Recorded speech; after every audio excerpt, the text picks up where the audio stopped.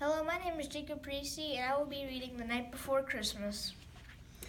'Twas the night before Christmas, when all through the house not a creature was stirring, not even a mouse. The stockings were hung by the chimney with care, in hopes that St. Nicholas would soon be there. The children were nestled all snug in their beds, while visions of sugar plums danced in their heads, and Mamma in her kerchief, and I in my cap, had just settled down for a long winter's nap. When out on the lawn there arose such a clatter, I sprang from my bed to see what was the matter. Away to the window I flew like a flash, tore open the shutters and threw up the sash. The moon on the breast of the new fallen snow gave the luster of midday to objects below, when what to my wondering eyes should appear but a miniature sleigh and 8 tiny reindeer. With a little old driver so lively and quick, I knew in the moment it must be St. Nick. More rapid than eagles, in courses they flew, and he whistled and shouted and called them by name. Now Dasher, now Dancer, now Prancer and Vixen, on Comet, on Cupid, on Donner and Blitzen, to the top of the porch, to the top of the wall. Now dash away, dash away, dash away all.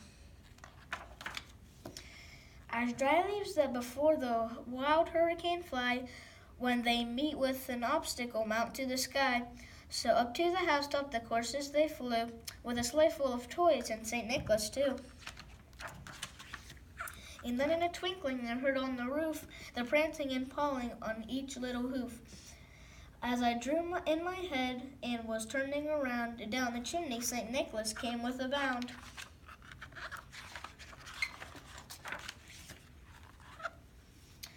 He was just all in fur from his head to his foot, and his clothes were all tarnished with ashes and soot. A bundle of toys he had flung on his back, and he looked like a peddler just opening his pack. His eyes all they twinkled, his dimples how merry, his cheeks were like roses, his nose like a cherry, his droll little mouth was drawn up like a bow, and the beard of his chin was as white as snow.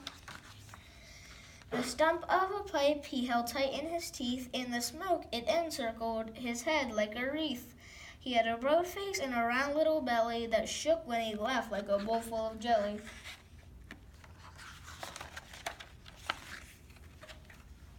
He was chubby and plump, a right jolly old elf, and I laughed when I saw him in spite of myself. A wink of his eye and a twist of his head soon gave me to know I had nothing to dread. He spoke not a word, but went straight to his work, and he filled all the stockings, then turned with a jerk, and laying a finger aside of his nose, and giving a nod up the chimney he rose. He sprang to his sleigh, to his team gave a whistle, and away they all flew like the down of a thistle. But I heard him exclaim, ere he drove out of sight, "Merry Christmas to all, and to all a good night." That was the end of The Night Before Christmas, and to all, I hope you have a Merry Christmas.